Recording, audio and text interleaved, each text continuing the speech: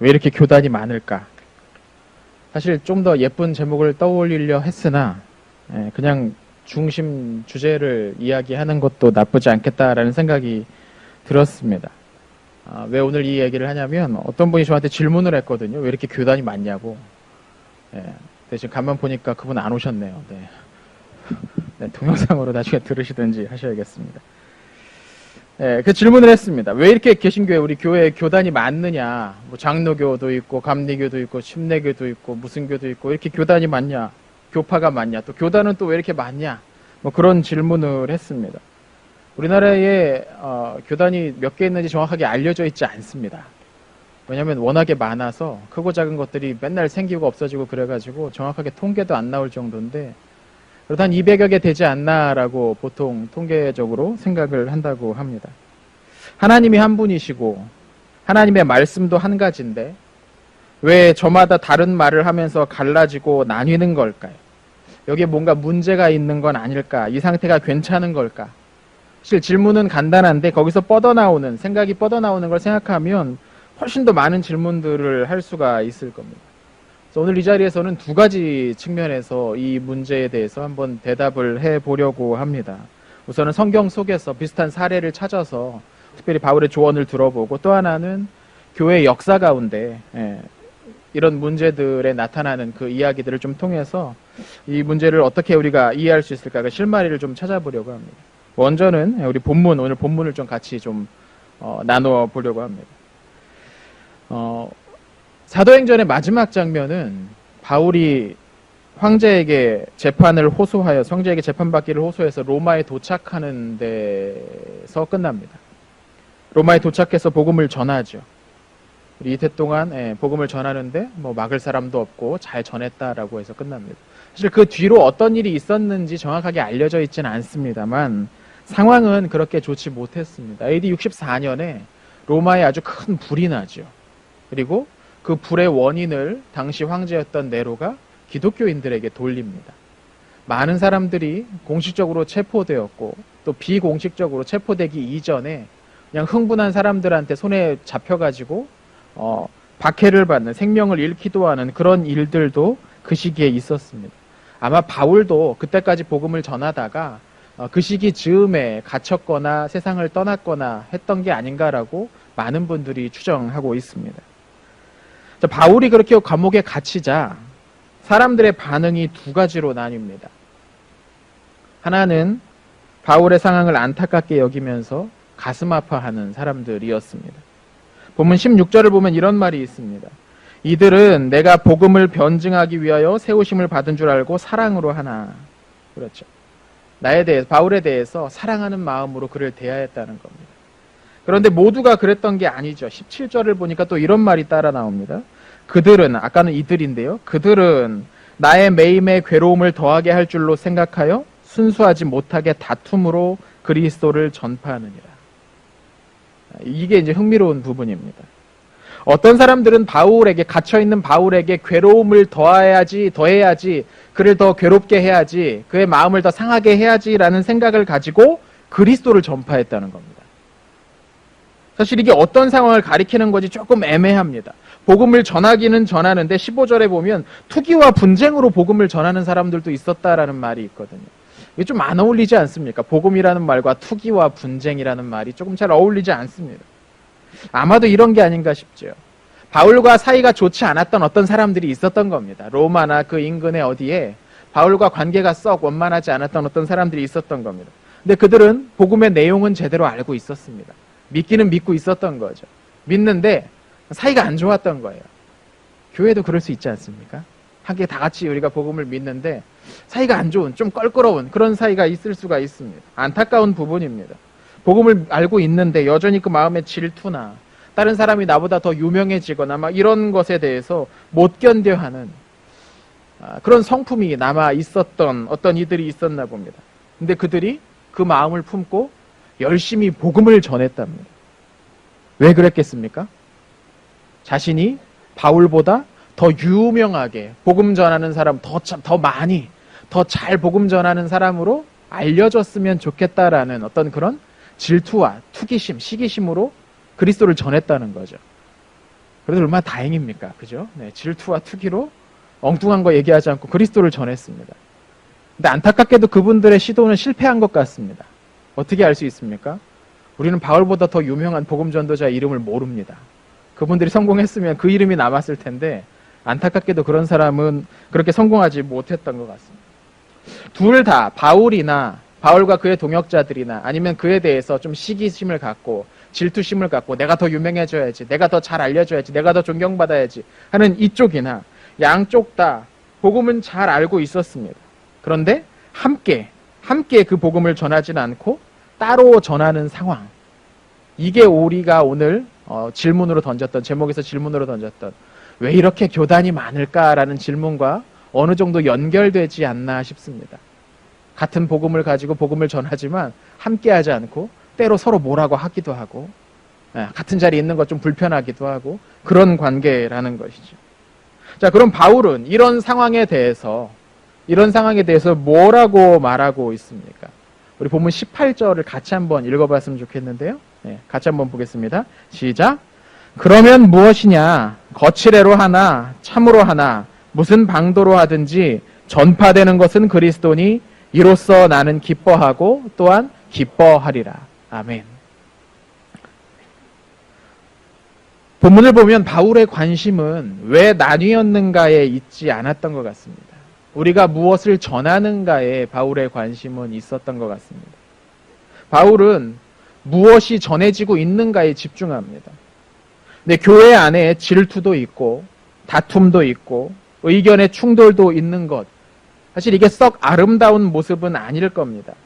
하지만 그것들은 교회의 본질적인 부분이 아니죠. 그것들은 아직 변하지 못한 우리의 옛 모습이 남아있는 걸 겁니다. 언젠가 때가 되어서 우리 주님의 그 모습을 우리가 온전히 닮아가야 될 그때가 된다면 우리 안에 그런 것들은 사라지게 될 것입니다. 그 전까지는 어쩔 수 없이 우리 안에 있는 그런 옛 모습들이 남아서 가끔씩 문제를 일으키기도 합니다. 조금 더 양보하지 않고 조금 더 내놓으려 하지 않고 내 주장을 끝까지 주장하려고 하죠. 교회도 그럴 수 있다는 거죠. 그런데 바울은 그런 것들에 집착하면서 그런 것들에 집중하면서 마음 상해하느니 차라리 나는 그리스도에게 집중하겠다라고 말하는 것 같습니다. 바울의 마음이 속상하지 않았겠습니까? 자신이 감옥에 갇혀 있는데 자신에 대해서는 신경도 쓰지 않고 마치 자신이 없는 것처럼 자신이 해온 모든 일들을 자기가 가져갈 것처럼 막 그렇게 행하는 사람들이 돌아다닌다는 겁니다. 그거 생각하고 있으면 막 화도 나고 답답하고 막 성질도 나고 그랬을지 모릅니다. 그런데 바울은 다툼이든 질투든 뭐가 됐든지 간에 그리스도가 더 많은 사람들에게 전파되었다면 난 그걸로 기뻐하겠다라고 말합니다. 그들이 그리스도를 바로 전하고 있다면 얼마든지 그들의 사역을 용납하고 나아가 권장하겠다라는 그런 뜻 같습니다. 개신교회 안에 오늘날 우리 교회 안에 많은 교단들이 나눠지고 교파들이 나누어지는 것 분명 아쉬운 부분이 있지요. 하지만 그 결과로 나누어진 교파들이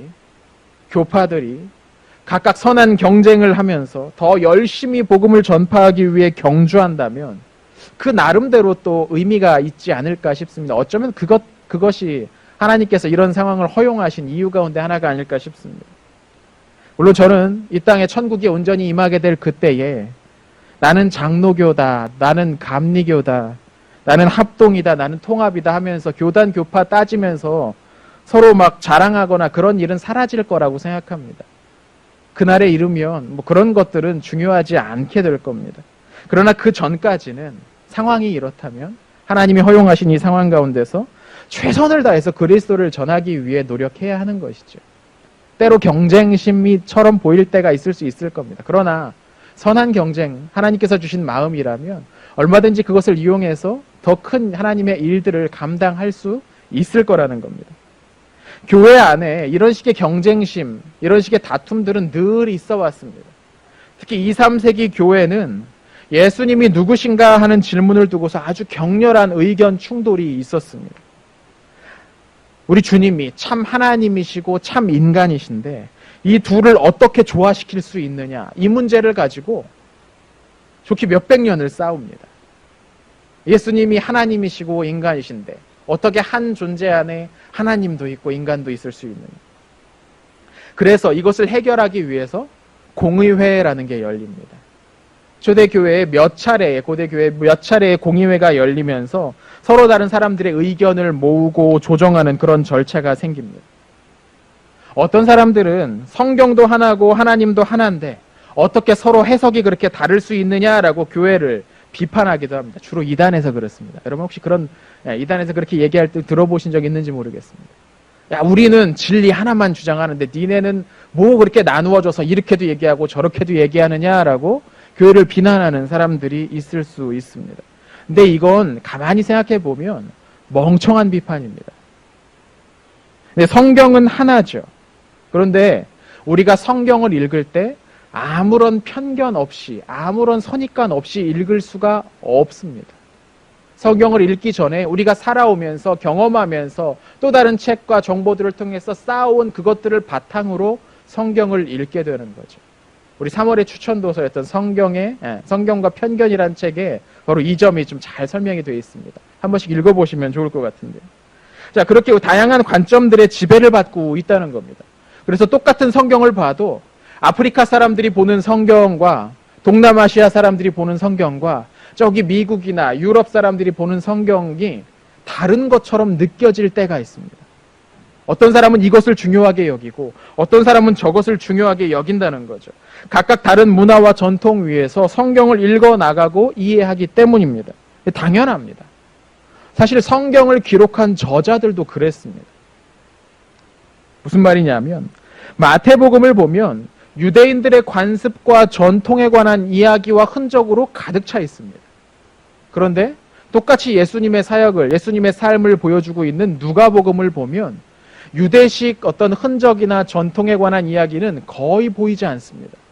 왜 그러냐면 마태는 주로 유대인의 관점에서 유대인들에게 복음을 전하기 위해 복음서를 쓰면서 그들이 잘 이해할 수 있는 방식으로 썼던 거고, 누가는 그 이외에, 유대인 이외에 이방인들이 그것을 잘 이해하기 위해서 그런 부분에 초점을 맞춰서 이야기를 썼다는 겁니다. 그 한 가지 예가 이런 겁니다. 마태복음에 보면 회칠한 무덤이라는 표현이 등장합니다. 회칠한 무덤. 이게 무슨 말이냐면 고대 유대인들의 장례 절차에서 나온 표현입니다. 동굴 속에 시신을 안치하고 그 옆에다가 돌로 그 입구를 막아놓습니다. 그리고 그 앞에다가 하얀색 회반죽을 발라서 깔끔하게 마무리를 합니다. 이게 회칠한 무덤입니다. 그런데 똑같은 이야기를 할 때 누가복음에 누가는 평토장한 무덤이란 표현을 사용합니다. 평토장한 무덤이란 땅에 시신을 묻고 그 위에 봉분을 이렇게 만들지 않고 평평하게 만든 무덤을 평토장한 무덤이라고 합니다. 왜냐하면 동굴식 무덤은 유대식 관습이고 평토장한 무덤은 그리스식, 헬라식 관습이기 때문이죠. 근데 똑같이 예수님이 하신 말씀을 적는데 한쪽에선 회칠한 무덤이야 라고 하고 한쪽에선 평토장한 무덤이라고 이야기합니다. 그러면 마태와 누가가 하나님의 말씀을, 예수님의 말씀을 왜곡해서 기록한 겁니까? 아닙니다. 그 둘은 예수님이 하셨던 말씀을 보다 정확하게 전하기 위해 다른 표현을 사용한 겁니다. 두 개 표현에서 뜻은 똑같거든요. 회칠한 무덤이나 평토장한 무덤 역시 똑같습니다. 그 안에 시체가 들어있어서 썩은 내가 나고 더러운데 그것을 겉으로만 말끔한 것처럼 회칠한 무덤을 만들거나 아니면 평평하게 아무것도 없는 것처럼 만드는 것. 그러니까 사실 말하는 건 똑같은 거죠. 그 안에 더러운 욕심과 생각이 가득 차 있는데 겉으로는 사람들 앞에서는 자신이 아주 거룩한 척 그렇게 나타나는 바리새인들의 위선을 지적하는 장면에서 이 두 가지 단어가 사용이 된다는 것이죠. 성경을 기록할 때부터 그렇게 문화와 관습과 그들이 살아왔던 역사적 배경이 그 안에 들어있습니다. 그러면 최소한 기록된 지 2000년이 넘은 이 글을 읽어나갈 때 또 얼마나 많은 문화와 관습과 전통과 생각들이 그 안에 개입되겠습니까? 그러니까 당연한 거죠. 성경을 보면서 그 해석이 조금씩 달라질 수 있는 것은 자연스러운 일입니다. 예수 그리스도가 온 세상을 위해서 구원하시기 위해 십자가에 달려 죽으셨다 부활하신 하나님의 아들이시다. 삼위 하나님의 한 위격이시고 그분을 믿을 때 구원을 얻는다는 이 진리를 붙들고 있다면 다른 조금 세부적인 사항에서 서로 조금 다른 설명들, 다른 이해들을 한다고 해서 큰 문제가 되지는 않다는 거죠. 핵심적인 부분에서 일치를 한다면 다른 부분은 조금 덜 강조하거나 다른 식으로 강조할 수 있는 겁니다. 이런 차원에서 교회 내에 다양한 분파들, 교파들, 교단들을 생각해 보면 이거 역시 자연스러운 일이죠. 역사를 보면 교회 안에는 의견의 차이를 보이는 수많은 집단들이 존재했습니다. 물론 그들이 때로는 서로 대립하기도 했지만 또 때로는 연합하면서 교회의 역사가 오늘까지 이어져 온 겁니다. 물론 그 안에 보기 안 좋은 감정적 대립도 있었습니다. 또 개인의 욕심을 취하기 위해서 일으킨 분열이나 싸움도 있었죠. 각각 입장들의 그 경쟁심이 경쟁에서 이기기 위해 성경을 더욱더 열심히 파고들게도 만들었습니다. 꼭 나쁜 점만 있지는 않다라는 거죠.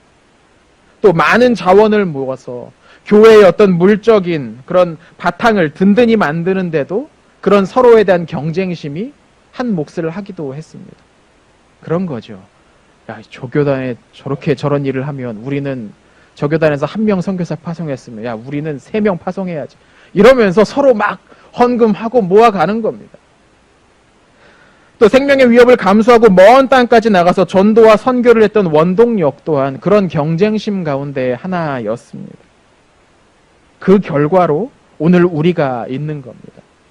그러니까 그 모든 것들을 다 부정해버리고 마치 자신이 초대교회에서 툭 바로 튀어나온 것처럼 생각하는 것은 이건 과대망상인 겁니다.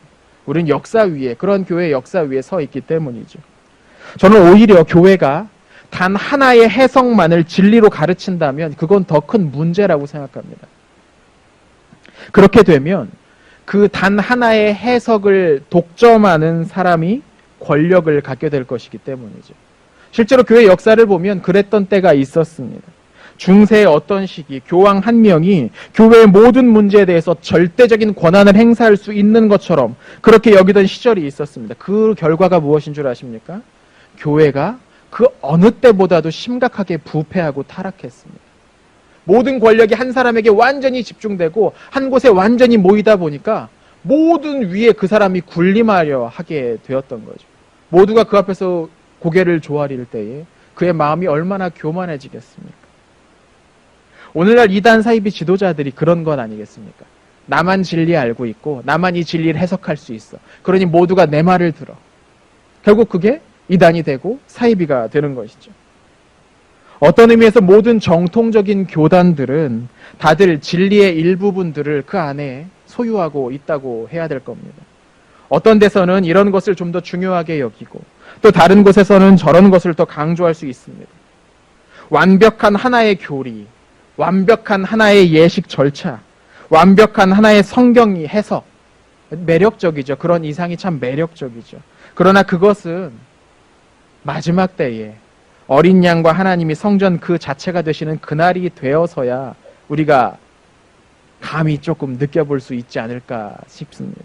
그 전에는 서로 나뉘어진 채로 진리에 더 가까이 가기 위해서 서로 겸손한 자세로 말씀을 연구하는 것이죠. 저는 한편으로 이렇게 서로 조금씩 다른 상황 가운데, 다른 위치 가운데 있는, 나누어져 있는 이 상황이 진리를 더욱 잘 추구하는 데 도움이 될 수 있다고도 생각합니다. 하나의 권위 아래서 숨죽이고 있었으면 하지 못했을 서로의 진리 해석에 대해서는 그 좀 무리한 부분, 과도한 부분을 나와서 지적하고 적절하게 이야기하고 비판할 수가 있는 것이죠. 나누어져 있기 때문에 가능한 겁니다. 모두가 한 사람의 목소리 안에 다 숨죽이고 있다면 누가 이상한 것을 이야기하더라도 뭐라 할 수가 없게 되겠죠. 서로가 서로의 문제를 지적하고 합리적인 대안을 도출해 나가는 것. 그러면서 건강한 해석학적 공동체를 만드는 것. 저는 하나님께서 오늘날 우리에게 수많은 교파와 교단들을 허용하셨던 중요한 이유 가운데 하나가 여기 있다고 생각합니다. 더듬어 서로가 협력하여 진리에 이르게 하기 위한 것. 바로 그것이죠. 그러나 우리 모두가 꼭 기억해야 될 것이 있습니다. 아주 중요한 부분인데요. 이렇게 서로 교단이 나누어지고 교파가 나누어져 있다고 하더라도 우리가 그리스도, 예수 그리스도의 한 몸을 이루는 지체라는 것을 잊어버리면 안 된다는 겁니다. 이것을 잊어버리면 서로 교단이 나누어져서 무슨 예배당을 크게 세우고 무슨 선교를 크게 하더라도 다 헛것이죠. 우리가 한 몸임을 잊어버리고 서로 완전히 분열되어 나가려고 한다면 어떤 유익도 하나님 앞에서 인정받지 못하게 될 겁니다. 바울은 그 점을 기억했죠. 전하여지는 것이 그리스도라면 내 이름이 좀 인정받지 못하더라도, 내 명성이 조금 떨어지더라도 상관없다. 내가 하고 싶은 것을 마음대로 할 수 없는 감옥에서라도 바울은 그리스도가 전해진다면 그것을 기뻐하였습니다. 내가 하지 못하더라도 또 다른 사람이 할 수 있기 때문이죠. 우리는 하나됨 안에서 서로의 다름을 인정할 수 있어야 됩니다. 신앙이라는 게 자칫 자기 주장만 끝까지 밀어붙이는 독선이 될 수가 있습니다. 사실 이런 식의 변질은 교회 바깥보다 오히려 교회 안에서 더 크게 나타나곤 하는 것 같습니다. 이것이 그리스도를 섬기는데 유익이 되는 일인가?